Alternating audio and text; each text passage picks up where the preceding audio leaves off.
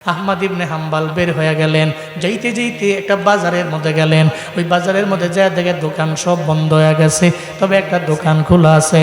ওই দোকানের নৌজওয়ান দোকানদার ও রুটি বানায়। যা কয়, এই রুটি বিক্রেতা, আমি তোমার দরবারে আইলাম, বাজারে আইলাম, সব দোকান বন্ধ হয়ে গেছে রে, তোমার দোকান কেন বন্ধ হয় না? মনে হয় আপনি বাজারে নতুন, জীবনে কোনো দিন এই বাজারে আপনি আসেন নাই। বাজারের সব লোকেরা চইলা যায়, আমি রাতের বেলা যাই না। রাতের বেলা আমি দোকানটা ওপেন রাখি। এই দোকানের মধ্যে আমি রুটি বিক্রি করি, সারা রাত লাগে আমার দোকানটা ওপেন থাকে। আপনি বাজারে যেহেতু নতুন, এই ব্যাপারে জানা নাই, আমার একটু রাখবানি তোমার দোকানের মধ্যে, অসুবিধা নাই। আপনি মুরব্বী মানুষ, আপনি যেহেতু আগন্তুক আবার পথিক, আপনি আমার দোকানের মধ্যে থাকতেই পারেন। ইমাম আহমদ ইবনে হাম্বলের দোকানের মধ্যে বসাইল। আহমদ ইবনে হাম্বল শুনতেছেন, ওই রুটি বিক্রেতা তার একটা কন্টিনিউ আমল দেখে আহমদ ইবনে হাম্বলের মাথায় নষ্ট হয়ে গেছে। ও তো রুটি যখন বানায় তখনও বলে আস্তাগফিরুল্লাহ, শুধু তাই না, আবার যখন ওই খামির বানায় তখনও পরে আস্তাগফিরুল্লাহ, আবার যখন রুটিটা খোলার মধ্যে দেয় তখনও পরে আস্তাগফিরুল্লাহ, ওই রুটি যখন কোনো মানুষের দরবার হাতের মধ্যে দেয় তখনও পরে আস্তাগফিরুল্লাহ, আবার যখন ওই রুটিটা বিক্রি করার পরে যে টাকাটা পায় ওই টাকাটা যখন হাতের মধ্যে নেয় তখনও আস্তাগফিরুল্লাহ, শুধু তাই না, ওই টাকাটা যখন তার ডয়ারের মধ্যে রাখে তখনও পরে। আহমদ ইবনে হাম্বল অবাক হয়ে গেলেন। কিরে নওজোয়ান, কি এমন আমল করতেছো? আমি তো পারি না, তুমি তো আস্তাগফিরুল্লাহর আমল করতেছো, আবার তুমি রুটি হাতের মধ্যে নাও, এটা পড়ো, সব সময় গেলে এটা পড়ো, এটা পড়ে তোমার কি ফায়দা হয়, কি উপকার হয়? আমি আপনারা চিনি না, জানি না, তবে আমি আপনাকে বলি, আস্তাগফিরুল্লাহর এই আমলের কারণে আমার জিন্দেগিতে আমি আল্লাহর দরবারে যত দোয়া করেছি আমার আল্লাহ ফিরে দেয় নাই। শুধু তাই না, আমার আল্লাহ মায়া করে আমার মুস্তাজাবুদ দাওয়া বানিয়ে দিয়েছেন। আমি আল্লাহর দরবারে যা বলেছি আমার আল্লাহ আমার জীবনের একটা দোয়াও খালি ফিরে দেয় নাই। চিল্লা পড়া যাবে কি সুবহানাল্লাহ? আমি আল্লাহর দরবারে যা বলেছি আল্লাহ তো ফিরে দেয় নাই। আমি রবের দরবারে যা বলেছি সব আল্লাহ কবুল করে নিছেন। আমার আস্তাগফিরুল্লাহ আমলের বদৌলতে আল্লাহ পাক কবুল করে নিছে। আগন্তুক মুসাফিরের জন্য আমি এটা পড়ি। শুধু তাই না, এখন খালি আমার জীবনে একটাই স্বপ্ন বাকি আছে। আমি আল্লাহর দরবারে আবদার জানাইলাম, আল্লাহ সব দোয়া কবুল করেছেন, তবে একটা দোয়া আমার কবুল করেন নাই। বলো ওই দোয়াটা কি? ওই দোয়াটা হইল, আমি আল্লাহর দরবারে আবদার জানাইছি, আল্লাহ গো, এই এলাকার মধ্যে নাকি একজন ইমাম আছে, এই দেশের মধ্যে, ইমাম আহমদ ইবনে হাম্বল, আমি তাহার দরবারে একবার যাব, আমি তার সঙ্গে মোলাকাত করব, আমি তার দরবার থেকে একটু দোয়া নিব। আল্লাহর দরবারে এই দোয়াটা করেছি, আল্লাহ আমার এই দোয়াটা কবুল করে নাই। আহমদ ইবনে হাম্বল কয়, এই নওজোয়ান, তোমার আস্তাগফিরুল্লাহ আমলের কারণে আল্লাহ তোমার দোয়া এমনভাবে কবুল করে নিছে, আহমদ ইবনে হাম্বলের দরবারে তোমারে মাওলা নেয় নাই, তোমার ইস্তিগফারের আমলের বদৌলতে আল্লাহ আহমদ ইবনে হাম্বলের তোমার দোকানের মধ্যে আইনা দিছে। আমি সেই ইমাম আহমদ ইবনে হাম্বল। চিল্লা পড়া যাবে কি মারহাবা? আরো জোরে চিল্লা আল্লাহু আকবার। আমি তো সেই ইমাম।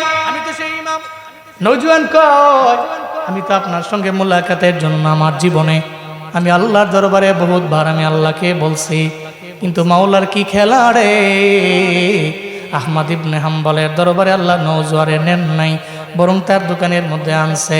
শুধু তাই না, আহমদ ইবনে হাম্বল ওই দোকানের মধ্যে 1-2 ঘন্টা থাকবে এমন না, সারা রাত লাগাইয়া তার সামনে থাকবে, জনমের দেখা দেখে নিবে। ইস্তিগফারের আমলের কারণে আল্লাহ পাক বান্দার দোয়া এমনভাবে কবুল কইরা নেয়, পড়া যাবে কি সুবহানাল্লাহ? আল্লাহ ফজরের নামাজ থেকে নিয়ে শুরু করে সন্ধ্যা পর্যন্ত এমন কোনো নিয়ামত নাই যে আমি খাই নাই, পাই নাই। সব নিয়ামত তুমি আমায় দিলা, এমন কোনো নিয়ামত নাই যে তুমি আমার দাও নাই। তবে এই নিয়ামতের শুকর আমি কোন জুমলা দিয়ে আদায় করবো এই ব্যাপারে আমার জানা নাই। আমি তো মন মাদ্রাসার মধ্যে যাই নাই, আমি আলেম না। আমি চাইলেও তো বড় একটা জুমলা বানায় তোমার প্রশংসা আমি আদায় করতে পারবো এই ব্যাপারে আমার জানা নাই রে আমার আল্লাহ। তবে আমি তোমার নিয়ামত পাইলাম, নিয়ামত খাইলাম, ওই নিয়ামতের শুকর আদায় করবার বড্ড মনে চায় রে মাওলা। রাত গভীর হয়ে গেছে, আল্লাহর দরবারে ওই বান্দা রবের দরবারে এভাবে আবদার জানাইতে লাগলো। আল্লামা ইবনে কাসির বলেন, বান্দা আল্লাহর দরবারে আবদার জানাইলো। একটা পর্যায়ে বান্দাকে ইলহামের মাধ্যমে জানিয়ে দেওয়া হলো, সেও তার জবান দিয়ে বের করে দিল, ইয়া রব্বি লাকাল হামদু কামা ইয়ামবাগি লিজালালি ওয়াজহিক ওয়া আযীমি সুলতানি। আল্লাহর প্রশংসা আদায় করলো আমার রবের সালতানাত অনুযায়ী, আমার রবের যে রাজত্ব কর্তৃত্ব ওই অনুযায়ী রবের প্রশংসা বান্দা আদায় করলো, জবান দিয়ে বের করলো। এখন যখন তার জবান দিয়ে বেরি হয়ে গেল, ডান কাঁধে আর বাম কাঁধে দুইজন ফেরেশতা আছে না নাই? জুনায়েদ আল হাবিবের কাঁধে আছে, অন্য কারো কাঁধে নাই। কমিটির কাঁধে আছে, শ্রোতার কাঁধে নাই। শ্রোতার কাঁধে আছে, বক্তার কাঁধে নাই এমন না, সবার কাঁধেই তো আছে। সবার কাঁধের মধ্যে আছে। 16 বছর যারা নেতৃত্ব দিল আমার দেশের মধ্যে জুলমের মাধ্যমে, এদের কাঁধে নাই? সবার কাঁধেই তো আছে। জমিনের এমন কোনো মানুষ নাই যেই মানুষের কাঁধের মধ্যে নাই কিরামান কাতিবিন, দুইজন সম্মানিত ফেরেশতা। আল্লাহ যাদের দায়িত্ব দিয়ে দিলেন, একজনের কাম হলো নেক লেখা আর একজনের কাম হলো বদামল লেখা। ডান কাঁধে যেই ফেরেশতা আছে সে তো নেক আমল লেখে। এখন তাকে তো আল্লাহ জানিয়ে দিলেন, সুবহানাল্লাহর আওয়াজ যদি কোনো বান্দা দেয়, দিতে দেরি, সঙ্গে সঙ্গে আমল নামায় 10টা নেকি দিতে দেরি করবা না। বান্দা যদি পড়ে নেই আলহামদুলিল্লাহর আওয়াজ যদি তার জবান দিয়ে বের করে দেয়, তার আমল নামায় সঙ্গে সঙ্গে 10টা নেকি তুমি উঠাইয়া দিবা। শুধু তাই না, তারে বলা আছে, যদি আমার বান্দা আল্লাহু আকবার বইলে আমি রবের বড় বলে, সঙ্গে সঙ্গে তুমি আমল নামার মধ্যে 10টা নেকি উঠাইয়া দিবা। তাহলে সব জানা আছে, ডান কাঁধের ফেরেশতার জানা আছে। তবে ইয়া রব্বি লাকাল হামদু কামা ইয়ামবাগি লিজালালি ওয়াজহিকা ওয়া আযীমি সুলতানিক, এই জুমলাটা বান্দা যখন পড়ে, এই ব্যাপারে কতটুকু নেকি দেওয়া লাগবে ডান কাঁধের ফেরেশতার জানা। আল্লাহর দরবারে বলে, আল্লাহ এখন আমি কি করব, এই ব্যাপারে আমার জানা নেই। 10টা নেকি আমি বান্দার আমল নামায় দিছি। সুবহানাল্লাহর কারণে, আলহামদুলিল্লাহর কারণেও দিলাম, আল্লাহু আকবারের কারণেও দিলাম। তবে এই জুমলাটা পড়ার কারণে সে তো তোমার সালতানাত অনুযায়ী তোমার প্রশংসা করলো, তোমার যে কুদরতি যে পাওয়ার, ওই পাওয়ার অনুযায়ী প্রশংসা আদায় করলো। এখন কতটুকু নেকি দেওয়া লাগবে এই ব্যাপারে আল্লাহ তুমি আমারে বলো নাই। আল্লাহ কয়, ডান কাঁধের ফেরেশতা আমার বান্দার আমল নামায় এই জুমলা পড়ার বদৌলতে কোনো নেকি দেওয়া লাগবে না। 10টা নেকি দেওয়া লাগবে না, 100 নেকি দেওয়া লাগবে না, 1000 নেকি দেওয়া লাগবে না। আমার বান্দার আমল নামায় 1,00,000 নেকি দেওয়া লাগবে না, মিলিয়ন নেকি দেওয়া লাগবে না, বিলিয়ন ট্রিলিয়ন অক্টিলিয়ন কোনো নেকি বান্দার আমল নামায় প্রয়োজন নাই। বরং যে জুমলাটা জবান দিয়ে বের করলো, ওই পুরা জুমলাটাই আমার বান্দার আমল নামায় তুমি উঠায়া দাও।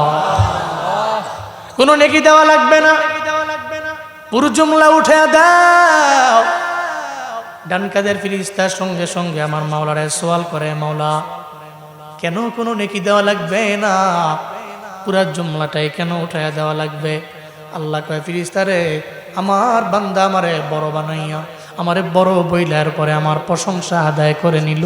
আমি আল্লাহ চাই না রে তারে সাধারণ দুনিয়ার কোনো একটা নেক দিয়া আমি আল্লাহ তাকে নেক আমলের পাল্লাটা ভারী বানাবো, এটা আমি আল্লাহ চাই না। বরং পুরা জুমলাটাই যদি তুমি উঠায়া দাও, হাসরের ময়দানে আল্লাহ তো চায় না কোনো বান্দা জাহান্নামে যাক, আল্লাহ তো চায় বান্দাটা ঈমান আনার পরে ও জান্নাতি হয়ে যাক। আল্লাহ জান্নাতে দিলে আল্লাহর কোনো লসও নাই, জাহান্নামে দিলেও আল্লাহর কোনো লাভ নাই। আল্লাহর কোনো লাভও নাই, লসও নাই, আমার আল্লাহর কোনো প্রফিটও নাই, কোনো লসও নাই।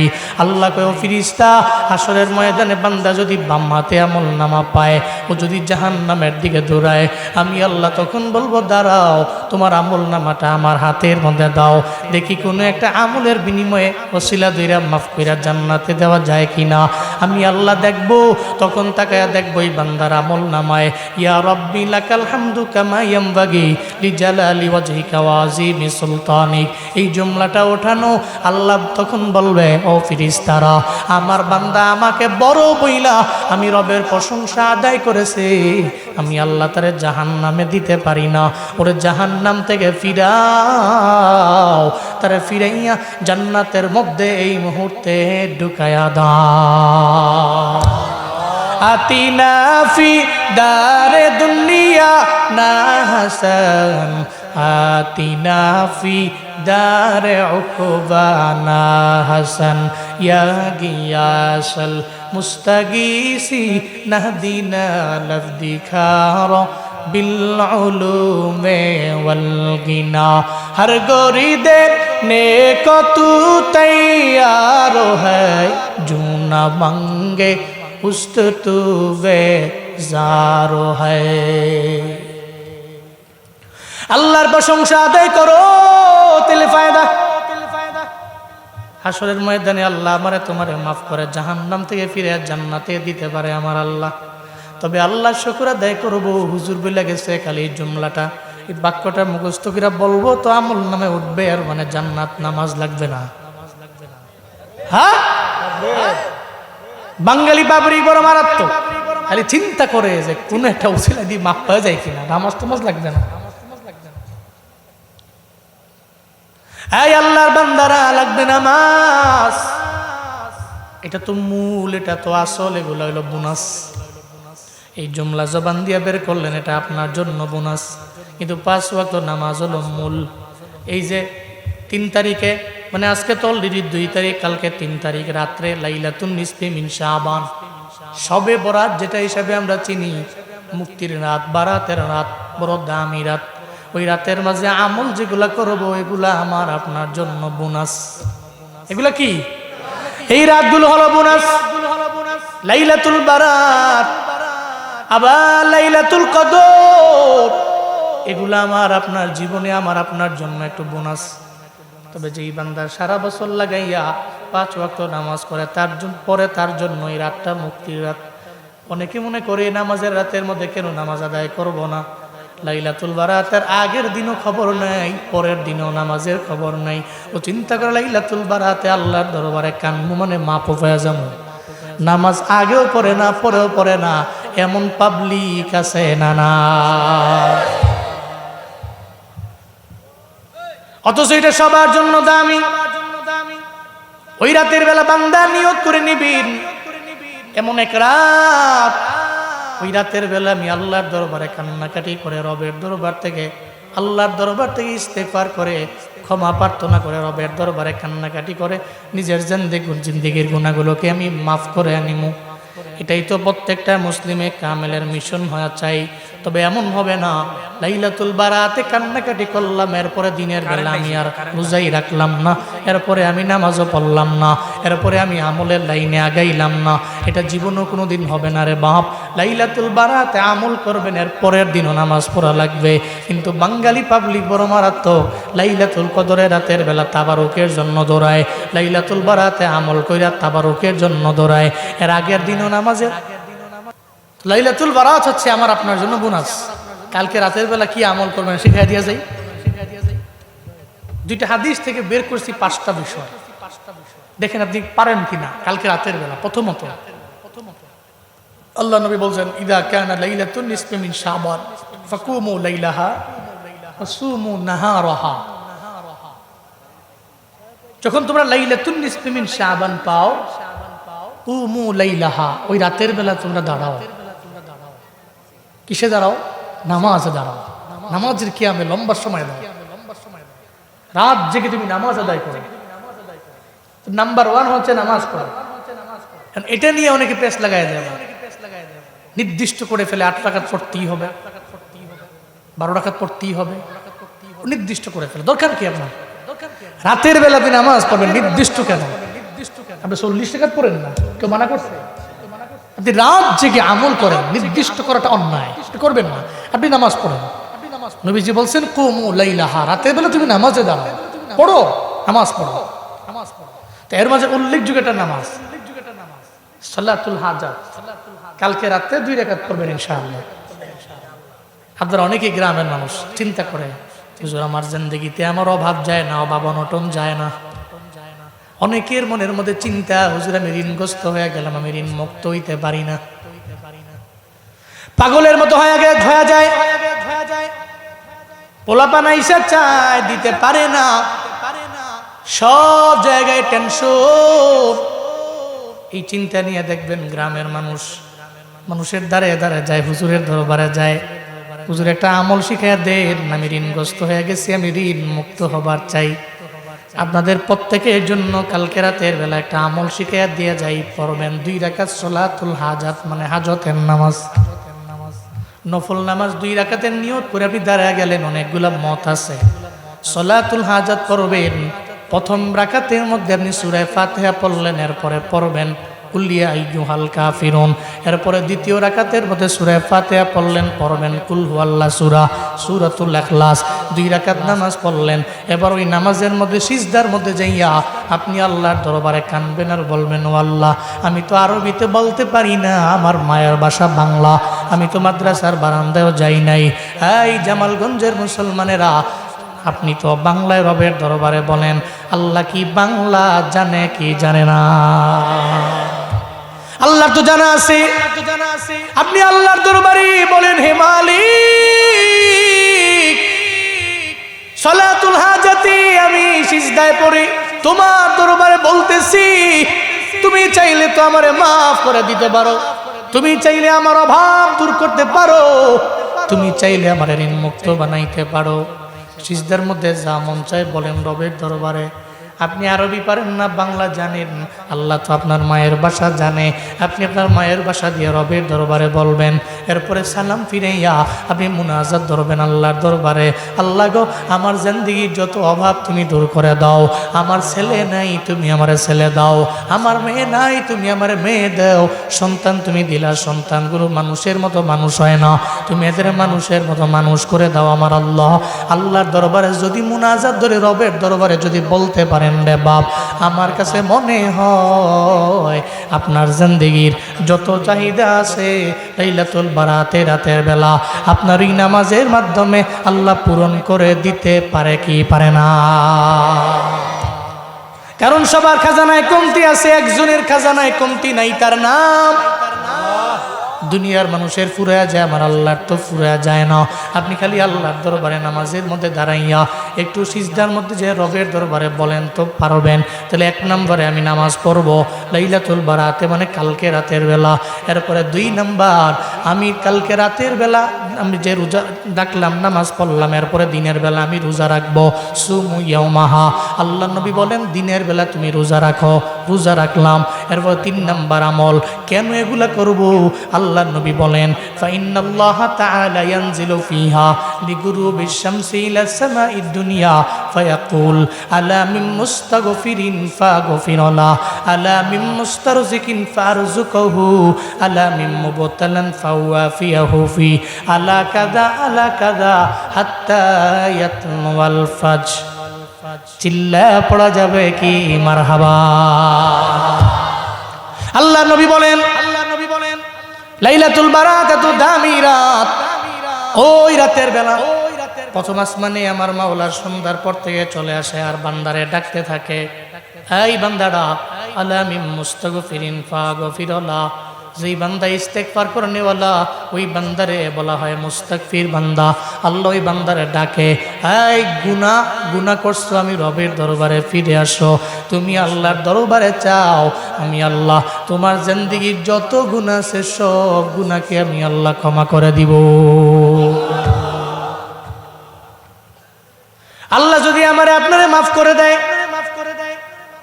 জামালগঞ্জের মানুষের যদি আল্লাহ পাক আমভাবে মাফ করে দেয়, তাহলে আমার আল্লাহর তো কোনো লসও নেই, কোনো লাভও নেই। ফায়াগফিরু লিমান ইয়াশা ওয়া ইউআযযিবু মান ইয়াশা। আল্লাহ কয় যারে মন চায় মাফ করি, আবার যারে মন চায় আযাবের মধ্যে গ্রেফতার করতে পারি। এটা তো আমি আল্লাহর কুদরতি পাওয়ার, এটা আমি আল্লাহর ক্ষমতা, এটা আমি আল্লাহর ইখতিয়ার, এটা আমি আল্লাহর ইচ্ছা। তাহলে আপনি আল্লাহর দরবারে ইস্তিগফার করলে আমার আল্লাহ আপনারে ক্ষমা করে দিতে পারে কি পারে না? জোরে বলেন, পারে কি পারে না? আল্লাহ শুধু ইস্তিগফারের মাধ্যমে শুধু ক্ষমা না, ইস্তিগফারের মাধ্যমে আল্লাহ আপনাকে মুস্তাজাব দাওয়াও বানায় দিতে পারে। আপনি আল্লাহর দরবারে যা দোয়া করবেন আমার আল্লাহ কবুল করে নিতে দেরি করবে না। হযরত ইমাম আহমদ ইবনে হাম্বল, জগৎ বিখ্যাত একজন ইমাম, ইমাম আবু হানিফা, ইমাম শাফিঈ, ইমাম আহমদ ইবনে হাম্বল, ইমাম মালিক, হাম্বলি মাযহাবের প্রতিষ্ঠাতা ইমাম আহমদ ইবনে হাম্বল মুরব্বী হয়ে গেছেন, বয়স হয়ে গেছে, বুড়া হয়ে গেছে। ওই সময় হাদিস সংগ্রহ করার জন্য দেশ থেকে দেশান্তরে উনি যায়। আহমদ ইবনে হাম্বল বের হয়ে গেলেন, অনেক দূর চলে গেলেন। দিন পার হয়ে রাত চলে আসলো। এশার নামাজের আজান হয়ে গেল, নামাজ পড়ার জন্য মসজিদের মধ্যে ঢুকলেন। এশার নামাজ উনি আদায় করলেন। এশার নামাজ আদায় করে মসজিদের মধ্যে উনি শুয়ে পড়লেন। ওনার মনে মনে চিন্তা হইল মসজিদের মধ্যে শুয়ে পড়ি, সারা রাত লাগে এখানে শুয়ে থাকবো, ফজরের নামাজের সবাই আবার আমি বের হয়ে যাব, কারণ মসজিদের মধ্যেই তো নিরাপত্তা, সেফটি।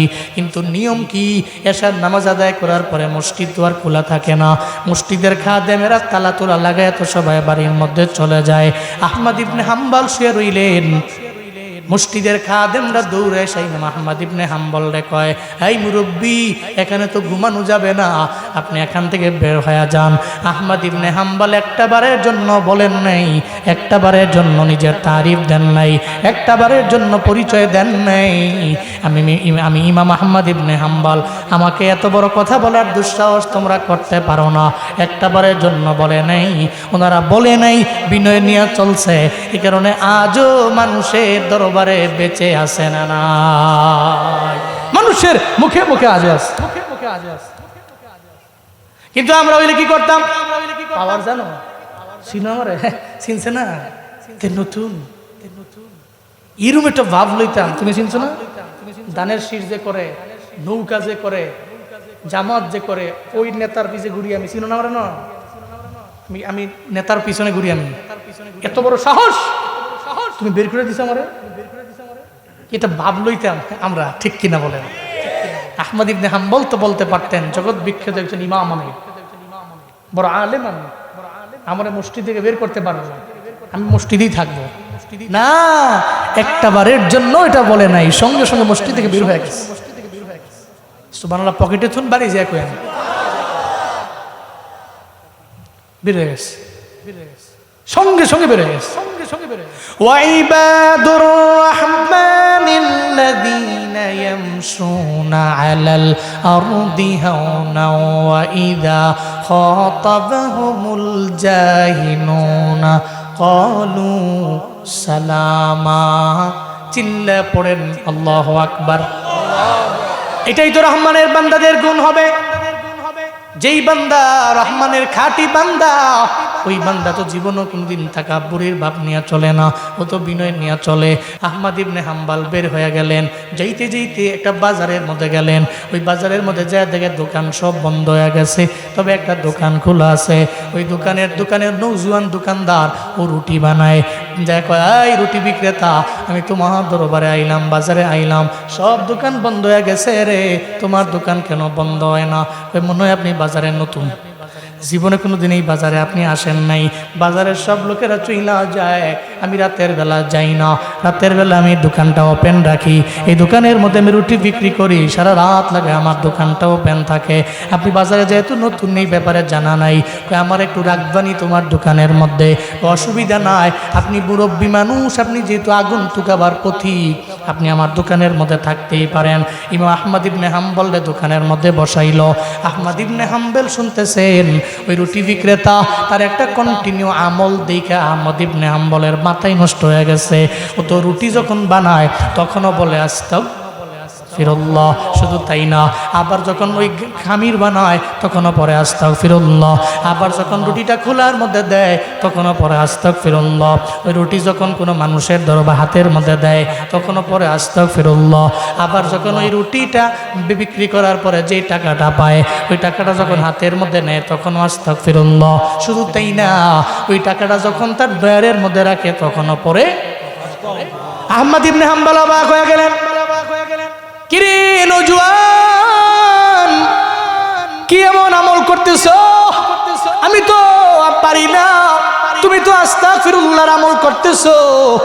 আবার তুমি রুটি হাতের মধ্যে নাও, এটা পড়ো, সব সময় গেলে এটা পড়ো, এটা পড়ে তোমার কি ফায়দা হয়, কি উপকার হয়?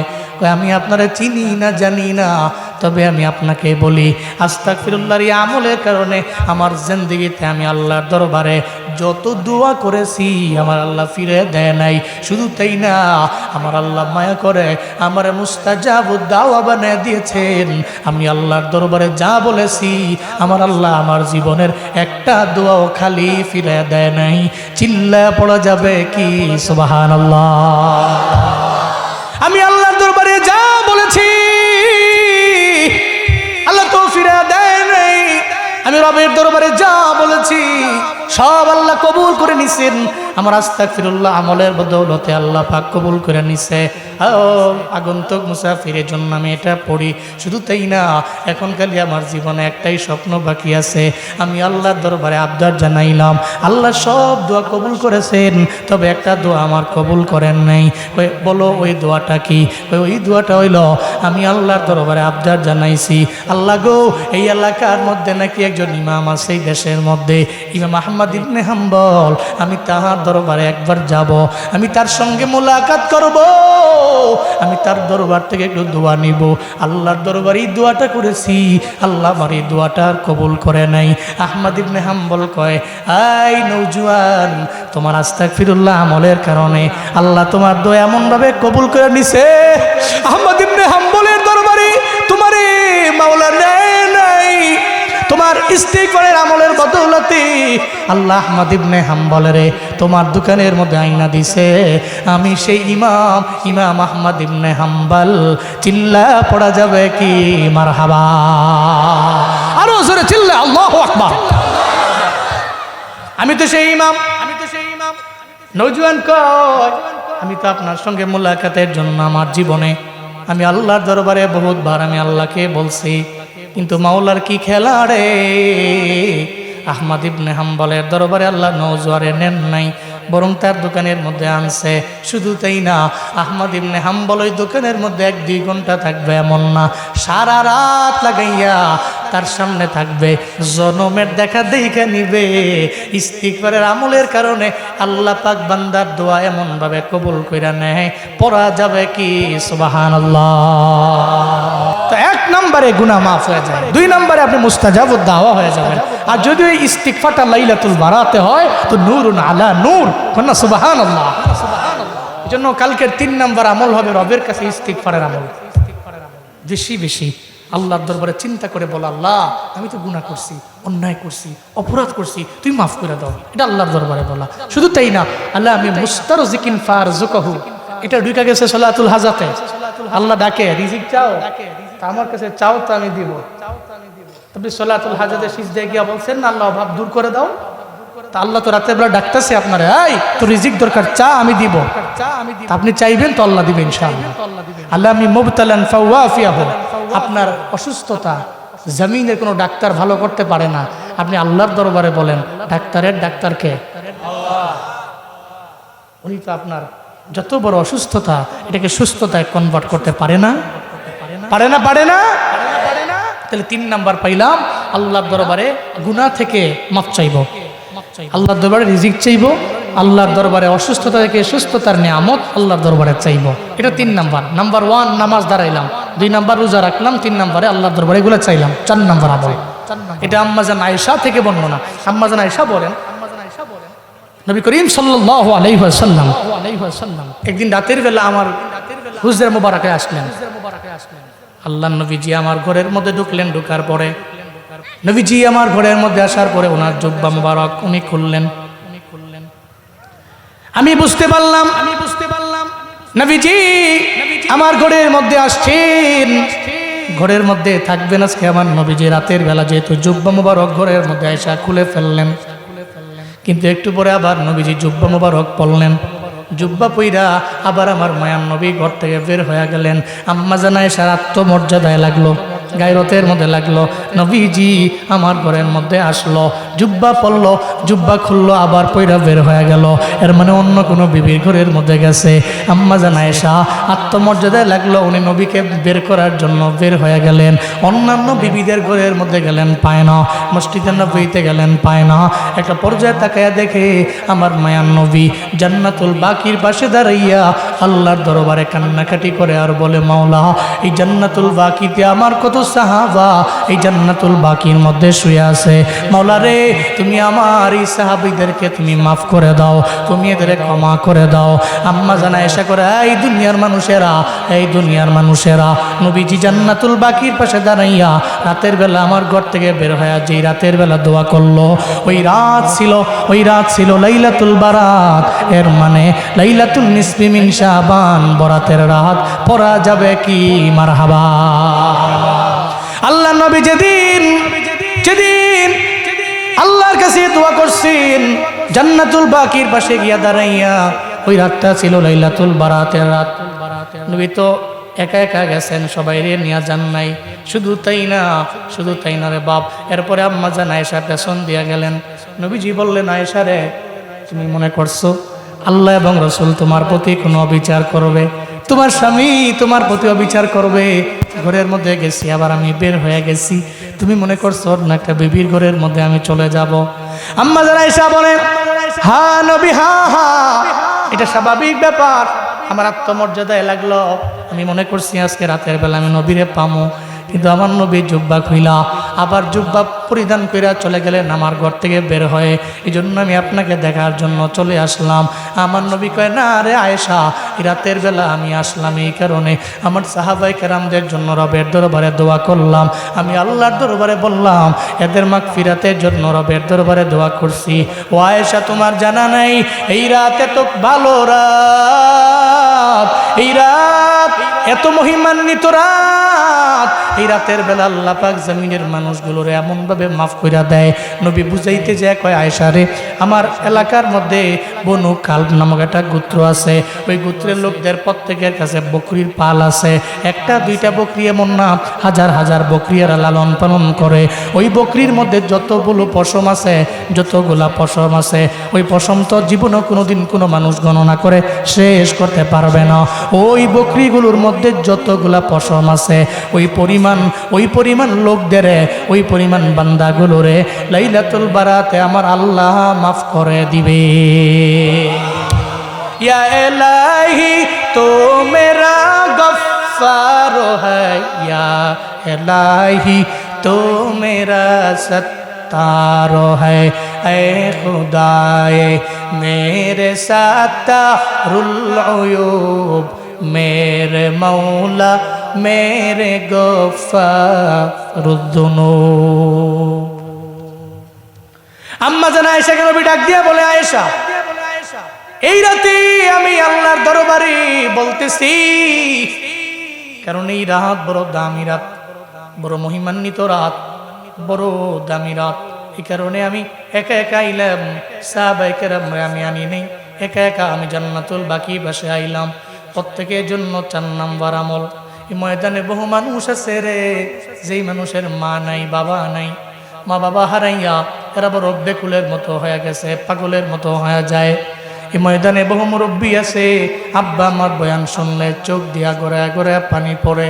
ঈদের দিনেও মুরব্বীটা কান্দে, রমজান মাসেও মুরব্বীটা কান্দে, লাইলাতুল বারাতেও কান্দে।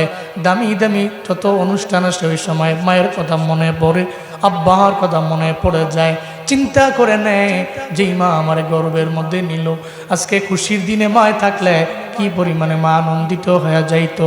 বহু ধনী আমার সামনে এসা চোখের পানি ফেলায় কান্না করে, হুজুর একটা সময় আমি গরিব ছিলাম, আল্লাহ আমার ধনী বানাইছেন। একটা সময় আমি মায়ের দরবারে কোনো ফল নিয়ে যাইতে পারি নাই, আমি মারে খাওয়াইতে পারি নাই। আজকে আমার কপাল কত ভালো হয়ে গেছে, আমি ধনী হয়ে গেলাম। এখন চাইলেই মাকে বিভিন্ন ফ্রুট আইনে আমি খাওয়াইতে পারি, কিন্তু আমার কপাল এত পরিমাণে খারাপ, আমি চাইলেও তো মারে খাওয়াইতে পারি না, আমি চাইলেও তো আমার আব্বারে আমি খাওয়াইতে পারি না। আপনাদের প্রত্যেকের জন্য একটা আমল আছে, আপনি কালকে রাতের বেলা সবাইরে নিয়ে না ইনফেরাদি আপনার মায়ের কবরের পাশে যাবেন। আপনি তো মারে খাওয়াইতে পারেন না, আপনি তো মারে ফল দিতে পারবেন না, আপনি তোমার কবরের টাকা দিতে পারবেন না, আপনি তোমারে কবর থেকে বের করে আইনা একটা দামি বাড়ির মধ্যে মাকে আপনি লালন পালন করতে পারবেন না। এটা আপনার দ্বারা জীবনেও সম্ভব হবে না রে বাপ। যেহেতু সম্ভব নাই, তাহলে মায় তো আপনার দরবারে টাকা চায় না, বাড়ি চায় না, গাড়ি চায় না, মা তো এতটুকু চায় সন্তানটা লাইলাতুল বারাতে আমি মায়ের কবরের পাশে এসে একটু দাঁড়াক, একটু আমি মায়ের কবরের পাশে দাঁড়াইয়া আমার জন্য মাগফিরাতের দোয়া করো। এই আব্বা আম্মা হারানো সন্তানেরা যদি কালকে রাতের বেলা আপনি সবাইরে ডাইকা না, বরং একা যাবেন ইনফেরাদি। কারণ নবীজি সবাইরে নিয়ে যান নাই, নবীজি একাই তো গেলেন, রাতের বেলা গেলেন, সাহাবায়ে কেরাম নেন নাই, ইনফেরাদি গেলেন। ইজিতে মাই না, আপনি সবাইরে নিয়ে না, একা একা মা বাবার আপনার আত্মীয় স্বজনের কবরের সামনে গিয়ে দাঁড়াইয়া আপনি ওখানে আল্লাহর দরবারে আবদার জানাবেন, মাওলারে যেই মা আমারে গর্বে নিয়েছেন, যেই মা আমার জন্য বালতি বড় রক্ত মা আমার জন্য ঝরাইছেন, যেই মা আমার 2টা বছর দুধ খাওয়াইছেন, মাওলারে আজকে তো মাকে আমি কিছু দিতে পারি না, তবে মায়ের জন্য তোমার দরবারে আমি আবদার জানাই, মাওলা আমার মায়ের কবর জান্নাত বানায় দাও। লাইলাতুল বারাতে রাতের বেলা আব্বা আমার কবরের পাশে গিয়ে দাঁড়াইয়া সন্তান যদি আল্লাহর দরবারে আবদার জানায়, আল্লাহ গো আমার মায়ের বাবার কবর তুমি জান্নাত বানায় দাও, এমনও তো হতে পারে সন্তানের দুয়ার বদৌলতে আল্লাহ মা বাবার কবর জান্নাত বানাইতে পারে কি বানে না? আল্লাহ তো জান্নাত বানাতে পারে, আপনার জন্য 4 নাম্বার আমল। আপনি আব্বা আম্মার কবরের পাশে যাবেন, আপনার দাদা নাই দাদি নাই এদের কবরের পাশে যাবেন, আপনার পারিবারিক যে কবরস্থানের পাশে গিয়ে দাঁড়াবেন, আপনি আবদার করবেন, মাওলা এই কবরে যারা আছে লাইলাতুল বারাত তো মুক্তির রাত, এই রাতে তুমি বহু মানুষের মাফ করে দাও, মাওলা তুমি এই রাতের বেলা তুমি এদের মাফ করে দাও, তুমি এদের ক্ষমা করে দাও। হতে পারে আপনার দোয়ার বদৌলতে, আপনি তো তার ছেলে, আপনার দোয়ার বদৌলতে আল্লাহ তার কবরটাকে জান্নাত বানাইতে পারে না? পারে না? পারে না? আর এরা আপনার কাছে এটাই আশা করে, এরা আপনার দরবারে টাকা চায় না, আপনার কাছে বাড়ি চায় না, আপনার কাছে গাড়ি আশা করে না, আপনার কাছ থেকে কয় না তুমি ফল ফুটেই না আমার কবরে দিয়ে যাও। এরা চায় আপনি তার জন্য একটু মাগফিরাতের দোয়া করেন। আমরাও দোয়া করি, আল্লাহ যাদের আব্বা আম্মা নাই তুমি জান্নাত বানায় দাও, কবর জান্নাত বানায় দাও, পড়েন আমিন। তাহলে 4টা আমল পাইলেন। 5 নম্বরে গোসলের বিষয়ে এটা কথা আছে, সমাজ আছে না? লাইলাতুল বারাতে রাতের বেলা সন্ধ্যার পরে গোসল করেন, আপনি গোসল করেন, যদি গোসল ফরজ হয়ে করবেন না, করবেন, পবিত্র হওয়া লাগবে না নাকি পবিত্র হওয়া ছাড়াই নামাজ দাঁড়াবেন? এত মহিমান্বিত রাত, দামি রাত, আপনি রাতের বেলা নামাজ পড়বেন, নফল নামাজ পড়বেন। এখন যদি আপনার গোসল ফরজ হয়, আপনি যদি অজু করে যান গা নামাজ পড়তে হইব নাকি? জিনার আওয়াজে মনে হইব জিনার জোরে কি তুইব? তো যদি না হয় তবে গোসল করতে হইব। কই রাখি আপনি নামাজ দাঁড়াবেন, স্বাভাবিক ব্যাপার। আরেকজনের গোসল ফরজ না, অপবিত্র এমনি হইছে, হয়তো কোথাও গেছিল দিয়া লাইছে, বুঝেন না কি দিয়া লাইছে, ব্যাঙ্গে ব্যাঙ্গে সব কম যেত না, দিয়া লাইছে আর কি, বের হয়ে গেছে গা, তখন তো অজু ছুটে গেছে গা, তো হ্যাঁ অজু করলেই তো হয়, হ্যাঁ অজু করবে তো নামাজ দাঁড়ায় যাবে, স্বাভাবিক ব্যাপার। কোন ব্যক্তি অপবিত্র হয়েছে, পবিত্র হওয়ার জন্য অজু, গোসল, তায়াম্মুম, অজু, গোসল, তায়াম্মুম। যেন পানির লেশ মাত্র নাই, কোথাও পাচ্ছে না, ওখানে কি তায়াম্মুম। আচ্ছা, এখন আপনি আসেন, কালকে রাতের বেলা সন্ধ্যার পর থেকে আপনি সন্ধ্যা 8টাতে আপনি আমল করবেন। যদি আপনার গোসল ফরজ হয় গোসল করবেন, আপনি যদি মনে করেন যে অজু করলে আপনি পবিত্র হবেন, অজু করবেন। যদি আপনি মনে করেন যে আপনার ডানে বামে কোথাও পানি নাই, পানির 14 গোষ্ঠীও নাই, লেশ মাত্রও নাই, তাহলে আপনি তায়াম্মুম করবেন। পবিত্র হওয়ার জন্য এই 3টা বিষয় দিয়ে করলেই আপনার জন্য কাফি, পবিত্র হয়ে গেলেন। নামাজ পড়ার জন্য শর্ত গোসল না, নামাজ পড়ার জন্য শর্ত ওযু না, নামাজ পড়ার জন্য শর্ত তায়াম্মুম না, নামাজ পড়ার জন্য শর্ত পবিত্র হওয়া। কি হওয়া? এবার আপনি পবিত্র হইলেন, যেই মাধ্যমে হন আপনি হন পবিত্র হইয়া নামাজে দাঁড়াইলেন। এটা নিয়ে মতবিরোধ করার প্রয়োজন পড়ে। তাহলে 5টা বিষয় পেলাম। নাম্বার 1 পেলাম রাতের বেলা আমরা নামাজ পড়বো। 2 নাম্বার রোজা রাখবো। 3 নাম্বারে আমরা আল্লাহর দরবারে ইস্তিগফার, আল্লাহর দরবার রিজিক চাওয়া, আল্লাহর কাছ থেকে অসুস্থতার নিয়ামতের জন্য সুস্থতা কামনা করে দোয়া করা, এগুলা করব 3 নম্বরে। 4 নম্বরে আব্বা আম্মা না থাকলে, পরিবারের কেউ চলে গেলে এদের মাকবারার পাশে গিয়ে দাঁড়াইয়া এদের জন্য একটু দোয়া করব। 5 নম্বরে ওই রাতের বেলা আমলের জন্য আমরা পবিত্র হয়ে নিব ইনশাআল্লাহ। আল্লাহ আমাদের সব ভাইকে আমল করার তৌফিক দান করেন। আরো জোরে চিল্লে আমিন। আর আল্লাহর দরবারে বলুন, আল্লাহ বহুত মানুষকে তুমি মাফ করে দিবা, তো আমারে যদি মাফ করে দাও, তোমার তো লস নাই, তুমি আমাদের সব ভাইকে মাফ করে দাও। একেবারে বিনয় নিয়ে, একেবারে বিনয় চিত্তে, বিনয়াবনত হয়ে আপনি আল্লাহর দরবারে কন, আল্লাহ তো মালিক এমন, আপনি গুনাহ করছেন, উনি মাফ করতে পছন্দ করেন। সুবহানাল্লাহ পড়বেন না? আপনি খালি কইছেন তো আল্লাহ মাফ করে দিচ্ছেন, শেষ। আপনি একটু বিনয় নিয়ে আল্লাহকে বলেন। হ্যাঁ, এবার বলার পরে লাইলাতুল বারাতে আমল শেষ, এরপরের দিন আবার লেংডি গুজ দিয়ে গালিগালা শুরু। এটা হইব? এটা চলতো? এটা চলতো না। আমরা তো এটাই করি। লাইলাতুল বারাতে আমল করছি, এরপরের দিনে 1 ওয়াক্ত নামাজও পড়ছি না। চিন্তা করে মাফ তো লইলি যে শেষ। এরপর আবার 1 বছর পরে ঘুরাইব না, এই সময় আবার কান্নাকাটি। আল্লাহরে কমু, আল্লাহ মাফ করে দিব। এটা ফাইজলামি। এটা কি ফাইজলামি? এটা করা যাবে না। লাইলাতুল বারাতে আমল কইরা নিয়ত করা লাগবে, লাইলাতুল বারাতের পরের দিন থেকে আমি 5 ওয়াক্ত নামাজ পড়বো। আল্লাহর শুকর শুধু জুমলা দিয়ে এবং কোনো শব্দ দিয়ে আদায় করলে পুঙ্খানুপুঙ্খ হয় না, আল্লাহর শুকর নামাজ দিয়ে আমল দিয়ে আদায় করতে হয়। আল্লাহ আমাদের সব ভাইকে কবুল করেন, কোন আমিন। আনিস করলি 1 নম্বরে শুকর কার? এবার 2 নম্বরে আব্বা আম্মার। 2 নম্বরে কার? নওজোয়ানরা। আব্বা আম্মা রাজি তো আল্লাহ রাজি, আব্বা আম্মা রাজি না তো আল্লাহ রাজি না। তুমি জগৎ বিখ্যাত একজন ইমাম, ফকি, অনেক দামি, টাকাওয়ালা, কিন্তু আব্বা আম্মা রাজি না, এর মানে আল্লাহ রাজি না। সোজা কথা। এই জন্য আব্বা আম্মাকে রাজি বানাইতে হবে, যাতে আল্লাহ আমার প্রতি রাজি হয়ে যায়। আব্বা আম্মার সাথে বেয়াদবি করা যাবে? করা যাবে? আল্লাহ যেই জায়গার মধ্যে বললেন নিজের ব্যাপারে শুকর আদায় করার কথা, ওই জায়গায় রব বললেন আমার পরে তুমি তোমার মা বাবার শুকর আদায় করে নাও। আনিস করলি ওয়ালিদাইক, 1 নম্বরে তুমি আমার শুকর আদায় করে নাও, 2 নম্বরে তুমি মা বাবার শুকর আদায় করে নাও। 1 নম্বরে আমার, 2 নম্বরে আব্বা আম্মার। আল্লাহ তো জানে বান্দা আমার শুকর আদায় করার পরে আব্বা আম্মারে যে গালি দিবে, আব্বা আম্মার ধমক দিয়ে দিবে, আল্লাহ তো জানা আছে। কারণ বান্দা তো অকৃতজ্ঞ হয়ে যায়। 25 বছর পর্যন্ত ও মায়ের সাথে আচরণ করে, বিয়ে শাদী করলো, 2-3 বছর হয়ে গেল, এখন মায়ের সঙ্গে আবার খারাপ আচরণ শুরু হয়ে যায়। এমন নিমখারাম সন্তান আছে না? না, ও তখন মনে করে আমারই তো পরিবার হয়ে গেছে, এখন তো আমার এই পোলা মায়া হয়ে গেছে, এখন তো আমি নিজেই হয়ে গেছি আব্বা, এখন তো আমার বউ হয়ে গেছে আম্মা। চিন্তা নাই, চিন্তা নেই আমার, আমি হয়ে গেছি পোলাপানের আব্বা, আমার বউ হয়ে গেছে পোলাপানের আম্মা, তাহলে আমার ঘরই তো হয়ে গেছে একটা পুঙ্খানুপুঙ্খ। এখন আর নিজের আম্মারে আম্মা কয় না, আব্বারে আব্বা বইলা ডাক দেয় না। এই নিমখারামেরা, জীবনও কোনোদিন নেটা করা যাবে না। তুমি চিন্তা নিয়ে আগাও, আব্বা আম্মাকে রাজি করতে না পারলে আমার আল্লাহ রাজি হবে না। আব্বা আম্মা রাজি, এর মানে আল্লাহ তো রাজি।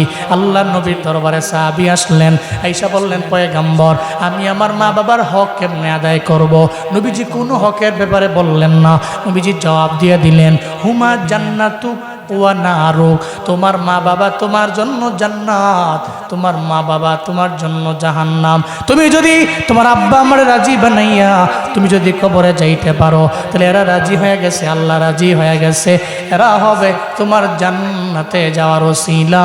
চিল্লা পড়া যাবে কি মারহাবা।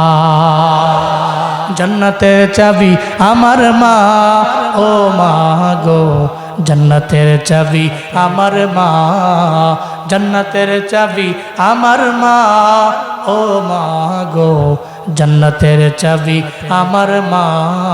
কন্যা জান্নাতের চাবি আমার মা, ও মা গো, জান্নাতের চাবি। মা যার বেঁচে নেই তার মতন দুঃখী নেই, মা যার বেঁচে নেই তার মতন দুঃখী নেই, খালা ফুফু মায়ের সমান না, ও না গো, খালা ফুফু মায়ের সমান না। জান্নাতের চাবি আমার মা, ও মা গো, জান্নাতের চাবি আমার মা, জান্নাতের চাবি আমার মা, ও মা গো, জান্নাতের চাবি। আমার কঠিন অসুখ হলে আল্লাহর কাছে মায় বলে, আমার কঠিন অসুখ হলে আল্লাহর কাছে মায় বলে, আমায় তুমি লইয়া যাও গো, আমায় তুমি লইয়া যাও গো, সন্তান নিও না। জান্নাতের চাবি আমার মা, ও মা গো, জান্নাতের চাবি আমার মা, জান্নাতের চাবি আমার মা, ও মা গো। মা যার বেঁচে নেই তার মতন দুঃখী নেই, মা যার বেঁচে নেই তার মতন দুঃখী নেই, খালা ফুফু মায়ের সমান না, ও না গো, খালা ফুফু মায়ের সমান না। জান্নাতের চাবি আমার মা, ও মা গো, জান্নাতের চাবি আমার মা, জান্নাতের চাবি আমার মা, ও মা গো। আল্লাহ নবী জানায় দেয়, হুমা জান্নাতুকা ওয়া নারুক, তোমার আব্বা আম্মা তোমার জন্য জান্নাত, তোমার আব্বা আম্মা তোমার জন্য জাহান্নাম। জামালগঞ্জের মুসলমানেরা, ভীমখালী ইউনিয়নের মানুষেরা আজকে থেকে নিয়ত করা লাগবে, জীবনও আমি আম্মারে গালি দিব না, আমি আব্বারে গালি দিতাম না, কারণ এরা চলে গেলে হারে হারে টের পাবা। কবরের পাশে গিয়া দাঁড়াইয়া চোখ দিয়া ঘরে ঘরে পানি পড়বে, ওদিন তুমি কপালের মধ্যে থাপড়াইলেও ওদিন তো আর মায় কবর থেকে আসবে না, দোয়াও নিতে পারবা না রে বাপ, দোয়াও নিতে পারবা না। মালয়েশিয়া গিয়েছিলাম, যারা আমার ফেসবুকে দেখে তারা আমার বিষয়ে জানে। আজ থেকে 3-4 মাস আগে গিয়েছিলাম। আমি যে হোটেলে উঠলাম কুয়ালালামপুরের মধ্যে, একটা নৌজওয়ান প্রবাসী ও মালয়েশিয়ার মধ্যে থাকে। আমি ওই জায়গার মধ্যে শুয়ে রইলাম। আগের রাতের বেলা আমারে কইছে, হুজুর আমি সকাল 10টা বাজে আপনার সঙ্গে একটু মোলাকাত করার জন্য আসব। 300 মাইল দূরে আমি থাকি, এত মাইল দূর থেকে আমি আসব একটু মোলাকাত করার জন্য, সাক্ষাৎ করার জন্য, একটু আমার জন্য একটু দোয়া নিব আপনার দরবারে। আমি বললাম আসেন, কালকে আমাদের একটা জায়গায় যাওয়ার প্ল্যান আছে, তবে অসুবিধা নেই, আপনার সঙ্গে মোলাকাত করবো, এরপরে আমি যাব। সকাল 10টা বাজে রিসিপশনের মধ্যে এসে বসে রইল। আমি নামলাম, আমার দেখা জোরাইয়া চোখ দিয়া ঘোরা ঘোরা পানি পড়ে। আমি কই নৌজওয়ান, কেন চোখের মধ্যে পানি দেখা যায়? হুজুর এমন কোন একটা রাত নাই আপনার মায়ের বয়ান লাগে আমি ঘুমাই না, প্রবাসের মধ্যে থাকি, আমি বড় অসহায়, বড় দুর্বল ঘরের পোলা আমি একজন। ব্রাহ্মণবাড়িয়া জেলার মধ্যে আমার বাড়ি। আল্লাহ পাক রব্বুল আলামিন আমার এমন এক এতিম বানাইছেন। আমি আজ থেকে 8-9 মাস আগে আমি মালয়েশিয়ার জমিনের মধ্যে আসলাম, প্রবাসের মধ্যে আমি আসছি। এয়ারপোর্টে আমার মায়ের দিয়ে গেছি। আমি মায়ের দরবার থেকে বিদায় নিয়ে আমি চলে গেছি। আমি মায়েরে বলছি, মা তুমি একটু দোয়া কইরা দিও, আল্লাহ পাক যাতে করে আমারে একজন স্বাবলম্বী বানায়া দেয়। যদি আমি তোমার পোলা স্বাবলম্বী হইতে পারি, মা গো আমি তোমার এই লালন পালন করব, তোমাকে আমার সঙ্গে আমি রাখবো। আমার ঘরের মধ্যে আমার কোনো বোনও নেই, আমি একমাত্র আমি ভাই, আমি একমাত্র ওনাদের সন্তান। কিন্তু আমি মালয়েশিয়ার মধ্যে আসলাম গত 2 মাস আগে, হঠাৎ করে শুনি রাতের বেলা ফোন আসছে আমার মা নাকি স্ট্রোক করছে, নিয়ে গেছে হসপিটালে। একদিনের ব্যবধানে আমার মা দুনিয়া থেকে বিদায় নিয়ে চলে গেছে। আমি পাগলের মতো হয়ে গেছি, মনে হয় আসমানটা আমার মাথায় পড়েছি। জমিনে আমার কেউ ছিল না আমার মা ছাড়া, এই জমিনে আমার কেউ ছিল না। আমি চাইলেও তো এখন আমি বাড়িতে যেতে পারি, তবে তো আমি জীবনেও কোনো দিন আমার মায়ের আমি পাবো না। হুজুর, জমিনের মধ্যে কত নৌজওয়ান পোলাপান আছে, এরা মায়ের ধমক দেয়। আমি যেদিন থেকে বুঝ শক্তি আমার হয়ে গেছে, ওদিন থেকে আমি জীবনে আমার মায়ের আমি একটা ধমকও দেই নাই। আমি বিদেশের মধ্যে আইছি, আমার মায়ের থেকে আমি দোয়া নিয়ে আইছি, তবে বাড়িতে গেলে আমি আর মাকে আমি পাবো না। আমার মায়ের ওই চাঁদ মাখা চেহারা আমি দেখতে পারবো না। একটু দোয়া করে দিয়ে না আমার মায়ের জন্য। বাবারে, এরা মা হারাইয়া বুঝে, হারে হারে টের পায় কি একটা মানিক আমি হারাইলাম। বাবা হারাইলে বুঝে বাবা চলে গেছে, এই জন্য চোখ দিয়ে ঘরে ঘরে অটোমেটিক পানি পড়ে। এখন তোমার ঘরের মধ্যে মায়ও আছে, আব্বাও আছে, তুমি তো বুঝো না, এদের থেকে তুমি দোয়াও নেও না। একটা ফোনের জন্য গিয়ে মারে জোরে একটা তুমি ধমক দিয়ে দাও। তোমার আব্বারে কও, তুমি যদি আমার বাইক কিনে না দিতে পারো, তাহলে এমন পোলা তুমি আমার জন্ম দিছো কে? তুমি তো জন্ম না দিলেও পারতা। তুমি তোমার আব্বার মনে আঘাত দাও, বাবার মনে আঘাত দাও, এটা করা যাবে না রে বাপ, এটা করা যাবে না। বরং আজকে থেকে নিয়ত করা লাগবে, আমি তো আল্লাহকে রাজি বানাবো, এটাই তো আমার মিশন, এই মিশন নিয়েই তো আমি আগাবো। তাহলে নিয়ত করে নেও, আজকে থেকে আমি মা বাবার সাথে ভালো আচরণ করব, এদের থেকে দোয়া নিয়ে আমি আল্লাহকে রাজি বানাবো। কারা কারা পারবেন 2টা হাত তুলে আমার আল্লাহকে দেখা। আল্লাহ প্রত্যেকের হাতগুলো কবুল করেন। যাদের আব্বা আম্মা বেঁচে আছে, মা বাবার খেদমত করার তৌফিক দান করেন। যাদের নাই, কবর জান্নাত বানায় দেন। হাত নামান, পারবেন তো ইনশাআল্লাহ? নৌজওয়ানরা, আমি জানি আপনাদের শরীরে রাগ বেশি, রক্ত তো গরম, হ্যাঁ, ব্লাড ইজ ভেরি হট, যেদিকে যায় চিনছো না মানুষ, চিনছো না? এটা নৌজওয়ান পোলাইন, এটি যেই পাওয়ার দেখায় খাইছে আমার। খালি একটা পাড়ায় গেছে খেলতে, অন্য ওই পাড়ায় একজনে হেরেটা বেসকি দিছে, তোকে পাড়া আইসি থেকে বেসকি দিছ, আমার চিনছো না? আমি একটা নখ দিলে আমার গ্রুপে 40 জন পোলা নেয় পড়বো বাইক লইয়া, তুমি চিনছো না পাওয়ারটাও আমার যাইও আমগো ফারাত। এরপরে যখন এক ফারাত আইসে একটা টিপ ফর টেপ, তুমি আমার খালি বেসকি দিছো না, তোমার একবারে মার্ডার ঘুরালাম একবারে। এরম রক্ত গরম ফোলান আছে না, বহুত রক্ত গরম, দেখবেন হ্যাঁ কাউরে গনে না, সম্মান করে না, শ্রদ্ধা করে না। আম্মারে যে এটা ধমক দেয়, আব্বারে যে ধমক দেয় না, এত বারিস না, এত উড়িস না, আব্বা আমার থেকে দোয়া নিয়ে চল। আল্লাহ আমাদের নৌজওয়ানদেরকে আব্বা আম্মার থেকে দোয়া নিয়া এদের রাজি বানাইয়া আল্লাহকে রাজি বানানোর তৌফিক দান করেন। সকলে চিল্লা পড়েন আমিন। হযরত বাইজিদ বুস্তামি ওলি হইছে না? এখনো তার নাম মানুষ যে নেয়, শ্রদ্ধার সঙ্গে নেয় না। কেন জানেন? মায়ের দোয়ার কারণে, মায়ের দোয়ার কারণে। তো মা দোয়া করছে, বাইজিদ বুস্তামি একজন ওলি কামেল হয়ে গেছে। এমন দোয়া দিছে, খালি একটা কথা মানছে। ঘটনা তো অন্যদিকে ঘুরে, আপনি তো জানেন না। বাইজিদ বুস্তামি তো ছোটবেলায় জমিনে আসার পর আব্বা পান নাই, আব্বা বিদায় নিয়ে চলে গেছিলেন, শুধু মা।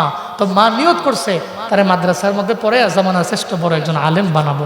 মাদ্রাসায় দিয়ে আইছে, আমার পোলাডারে মাদ্রাসায় দিলাম, রাখেন, যেদিন শেষ করবে পড়াশোনা ওদিন আপনি আমার বাড়িতে তারে পাঠাবেন। এর আগে একটা দিনের জন্য ছুটিও দিবেন না, বাড়িতেও আমার পাঠাবেন না। সুবহানাল্লাহ পড়বেন না? কয় বছর পড়াশোনা, একটা দিনের জন্য ছুটি নেই, বললায় পড়ছে।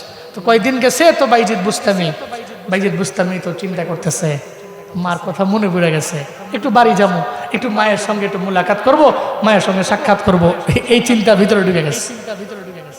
বাইজিদ বুস্তামি ওস্তাদের দরবারে যায়, ওস্তাদ আমার মায়ের কথা মনে পড়ে গেছে, একটু বলেন না, আমি আমার মায়ের দরবারে একটু যাই, পারমিশন আমারে দেন না। বাইজিদ বুস্তামি উস্তাদ কয়, তোমাকে পারমিশন দেওয়া হবে না, কারণ তোমার মায় মানা করে গেছে তোমাকে যাতে আমি ছুটি না দেই। মায়ের কাছে তুমি যাবা না? পড়াশোনা শেষ করে একবারে মাথার মধ্যে পাগড়ি নিয়ে মায়ের কাছে যাওয়ার জন্য বলছে। না, মায়ের দরবারে আমার যাইবার মন চায়। এমন একটা শর্ত ওস্তাদ দিয়ে দিল, যেই শর্ত অন্য কোনো ছাত্র পারবেও, এমন একটা কঠিন শর্ত দিয়ে দিল যে এতদিন টাইমের মধ্যে তোমার এত পারা মুখস্থ করা লাগবে। বাইজিদ বোস্তামির যখন এই শর্ত দিয়া দিছে, আল্লাহ পাক তার ব্রেনটারে এত ধারালো বানাইছে, নির্দিষ্ট সময়ের আগে ওই সমস্ত সব শর্ত সে আদায় করে ফেলেছে। চিল্লায় পড়া যাবে কি সুবহানাল্লাহ। হুজুরের দরবারে গেছে, যাকে উস্তাদ এখন তো আমি আমার শর্ত মানছি, এখন আমার মায়ের দরবারে আমার ছুটি দেন, আমি যাবো। উস্তাদ কয়েকলে যদি এখন না দেই তাহলে বলবে আমার উস্তাদ কেমন উস্তাদ, ওয়াদা করে ওয়াদার খেলাফ করে। যাও, তোমারে ছুটি দিলাম, শর্ট টাইমের জন্য মায়ের সঙ্গে মোলাকাত করে চলে আসো। বাইজিদ বোস্তামি চলে গেলেন। অনেক মনের মধ্যে আসা মায়ের সঙ্গে মোলাকাত হবে। দরওয়াজার সামনে গিয়া দাঁড়াইয়া ডাক দেয় মা, একবার ডাক দেয় মা, তো দরওয়াজা খুলে না। দুইবার ডাক দেয় মা, দরওয়াজা ওপেন করে না। তিনবার ডাক দেয় মা, দরওয়াজা ওপেন করে না। কয় কে তুমি? কয় আমি বাইজিদ। মা কয় না রে, তুমি জীবনেও আমার রিয়েল বাইজিদ তুমি হতে পারো না। মা তো বইলা দিয়াইছে তুমি শেষ করে এরপরে আমার বাড়ির মধ্যে আসবা। এখানে মাঝখানে যে আইছে সে জীবনেও আমার কোনো সত্যিকারের বাইজিদ হতে পারে না। তুমি আমার সত্যি বাইজিদ না, যাও তুমি এখান থেকে চলে যাও। তুমি আমার ফেক বাইজিদ, আমার সাথে মোলাকাতের জন্য তুমি আইলাম। বাইজিদ বোস্তামি কয় আমার মায় আমার প্রতি রাগান্বিত হয়ে গেছে। চিন্তা কইরা সঙ্গে সঙ্গে দরওয়াজা থেকে আবার ফিরা চলে গেছে। মায়ের অবাধ্য আর হয় নাই, একবারের জন্য বলে নাই মা তুমি দরওয়াজা ওপেন করে দাও, তোমার চেহারা একটু আমি দেখা এরপরে আমি চলে যাব। চলে গেলেন মাদ্রাসায়, নিয়ত করে ফেললেন যেহেতু আমার মা নিয়ত করেছেন, তাহলে আমি জামানার শ্রেষ্ঠ একজন আলেম না হইয়া আমার মায়ের কাছে আমি যাব না। ওদিকে মা দোয়া করে দিছে, আল্লাহর দরবারে বইলা দিছে মাওলা রে, আমি তো জানি এটা আমার রিয়েল বাইজিদ, কিন্তু আমি আমার দরওয়াজা ওপেন করলাম না, আমি তারে পাঠাইয়া দিলাম, সে একবারের জন্য অবাধ্য হয় নাই। আল্লাহ গো তোমার দরবারে আমি আবদার জানাইলাম, তুমি আমার বাইজিদের জামানার শ্রেষ্ঠ একজন ওলি বানায় দিও। আল্লাহর দরবারে আবদার জানাই, আল্লাহ গো তুমি আমার বাইজিদের শ্রেষ্ঠ একজন আলেম বানায় দিও। বাইজিদ তো মাদ্রাসার মধ্যে পড়ে, ওনার ব্রেন তো বড্ড ধারালো। একটা পর্যায়ে মাদ্রাসার মধ্যে পড়াশোনা শেষ হয়ে গেল, আগামীকাল পাগড়ি দেওয়া হবে। পাগড়ি দেওয়ার আগে রাতের বেলা ওস্তাদ তো ঘুমের মধ্যে ঘুম হয়ে গেছে। ঘুমের ঘরের মধ্যে আল্লাহ পাক রব্বুল আলামিন বাইজিদের ওস্তাদরে জানা দিচ্ছে, কালকে বাইজিদের মাথার মধ্যে পাগড়ি ঘুরাইবেন, বাইজিদের মাথার মধ্যে আপনি পাগড়ি দিবেন, সবাইকে আপনি দিতে পারেন একটা করে। তবে আমার বাইজিদ এত দামি হয়ে গেছে, আমার বাইজিদ তাসাউফের লাইনে এত আগে গেছে, আবার ইলমের লাইনেও আগে গেল, ওরে পাগড়ি একটা দেওয়া যাবে না। এই বাইজিদের ওস্তাদ বাইজিদের পাগড়ি দিবেন দুইটা, একটা পাগড়ি হবে ইলমের পাগড়ি, আরেকটা পাগড়ি তাসাউফের লাইনের পাগড়ি। দুইটা পাগড়ি দিবেন, বাইজিদের মাথার মধ্যে একটা পাগড়ি ঘুরে হাতের মধ্যে দিবেন, বলে দিবেন মায়ের দরবারে চলে যাইতে। মারে যায় বলতে মা পাগড়ি আমি পাওয়া গেছি, একটা না বরং দিয়া দিছে আমার দুইটা। পরের দিন বাইজিদের পাগড়ি দিয়া দেওয়া হলো, একটা মাথার মধ্যে ঘুরাইল আর একটা হাতের মধ্যে দিয়া দিছে। বাইজি তো দৌড়ে চলে গেছে, দরওয়াজার সামনে গিয়া দাঁড়াইয়া এবার ডাক দে মা আমি বাইজি তো চলে আইছি, তবে এবার তোমার রিয়েল বাইজি আইছি, একটা দিনের জন্য আমি তোমার চেহারাটা দেখতে পারি নাই। দরওয়াজা ওপেন করে দিছে বাইজিদের মা। বাইজিদ রহমাতুল্লাহ আলাই যখন ভিতরে ঢুকলেন, তাকে দেখে মা তো বুড়ি হয়ে গেছে। আগে তো মা নৌজওয়ান ছিল, এখন তো মা বুড়ি হয়ে গেছে। শুধু তাই না, আগে মা ঠিক মতো চোখে দেখতো, এখন তো বার্ধক্যজনিত কারণে মা তো আগের মতো আর চোখেও দেখে না, আবার মা আগের মতো কানে শুনে না।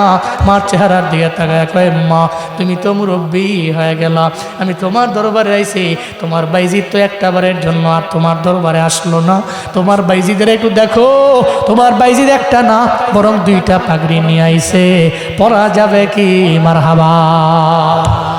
বাইজিদ রে কয় বাইজিদ রে আমারে যায় নামাজ দাও। যায় নামাজটার সঙ্গে সঙ্গে বিছায়া দিলেন। বাইজিদ বোস্তামির মা যায় নামাজে চলে গেলেন, বাইজিদ বোস্তামিরের সামনে বসাইলেন। বাইজিদ রে চোখে আগের মতো দেখি না, কানে আগের মতো শুনি না, আগের মতো চাইলেও তো আমি কিছু মনে রাখতে পারি না। তবে এতদিন পর্যন্ত আমি আশায় রইলাম, আল্লাহ পাক আমার আশা জীবনে কোনোদিন ফিরায় দিবে না। মায়ের দোয়া করলে আল্লাহ ফিরায় দেয় না। তোমার আব্বা যেদিন থেকে জমিন থেকে বিদায় নিয়ে চলে গেছে, আমি আল্লাহর দরবারে আবদার রেখেছিলাম, মাওলারে তুমি যদি আমার একটা ছেলে দাও, তাহলে আমি জামানার শ্রেষ্ঠ বড় একজন ওলি বানাবো, একজন আলেম বানাবো। আমি তো তোমার ব্যাপারে আল্লাহর দরবারে আবদার জানাইছি, এখন তো আমার আশা পূরণ হয়ে গেছে। এখন আর আমি জমিনে থাকবার চাই না, আমি তো মুসল্লায় বসে আছি রে ভাইজি। আমি আল্লাহর দরবারে যা আবদার জানাইছি আল্লাহ পাক পূরণ করে দিছে, তো কবুল করে নিছে।